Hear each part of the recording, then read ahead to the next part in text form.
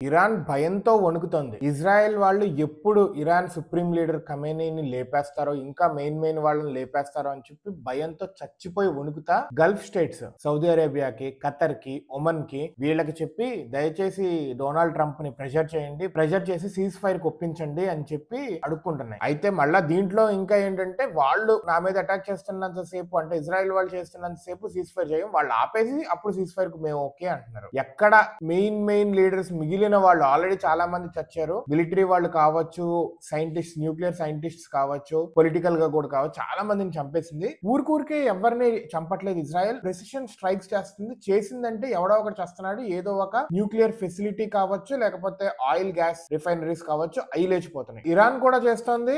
Iran వేటి మీద, buildings మీద, వీటి మీద చేస్తుంది. ఒకటి రెండు మెయిన్ వాటి మీద చేసింది. అయితే ఇప్పుడు సీజ్ ఫైర్ కి మేము రెడీ అంటూ భయంతో గల్ఫ్ స్టేట్స్ అన్నింటినీ అడుక్కుంటుంది ట్రంప్ ని అడగమని చెప్పి. ఇదే క్వశ్చన్ ఇజ్రాయెల్ వాళ్ళని సీజ్ ఫైర్ గురించి అడిగితే వాళ్ళు ఏమంటారంటే 3 రోజుల్లో సీజ్ ఫైర్ ఒప్పుకోవడానికి మేము ఎందుకు అసలు యుద్ధం అనేది ఎందుకు స్టార్ట్ చేస్తాము? సీజ్ ఫైర్ కి రావాలంటే తగినంత మేము అనుకున్న జరగాలి, అప్పుడే సీజ్ ఫైర్ కి వస్తాము. 3 రోజుల్లో సీజ్ ఫైర్ రావడానికి యుద్ధం అనేది స్టార్ట్ చేయమని చెప్పి ఇజ్రాయెల్ వాళ్ళు ఖచ్చితంగా చెప్పారు. I think plan of action అనేది రెడీగా ఉంది ఇజ్రాయెల్, వాళ్ళు ఏం కొట్టాలి అని. ఇరాన్ వాళ్ళు ఇంకా అంటున్నారు న్యూక్లియర్ టాక్స్ కూడా నెగోషియేట్ చేస్తాము అని చెప్పి. అంటే మేము చెయ్యము అది ఇది అని చెప్పి. ఇప్పటిదాకా ఎవడైతే ఏంటి, అమెరికా అయితే మాకేంటి, ఇజ్రాయెల్ అయితే మాకేంటి, మేము న్యూక్లియర్ గా ఎదుగుతాం, మాది సార్వభౌమ దేశము అని చెప్పి ఇన్నాళ్ళు విర్రవీగింది. ఒక్కసారి స్ట్రైక్స్ చేయగానే అన్ని న్యూక్లియర్ ఫీల్డ్స్ దగ్గర ధ్వంసం అవ్వగానే నెగోషియేట్ చేస్తాం న్యూక్లియర్ టాక్స్ లో కూడా అని చెప్పి ఇరాన్ భయంతో గజగజలాడతా అన్ని దేశాలని అడుక్కుంటుంది ప్రస్తుతానికైతే.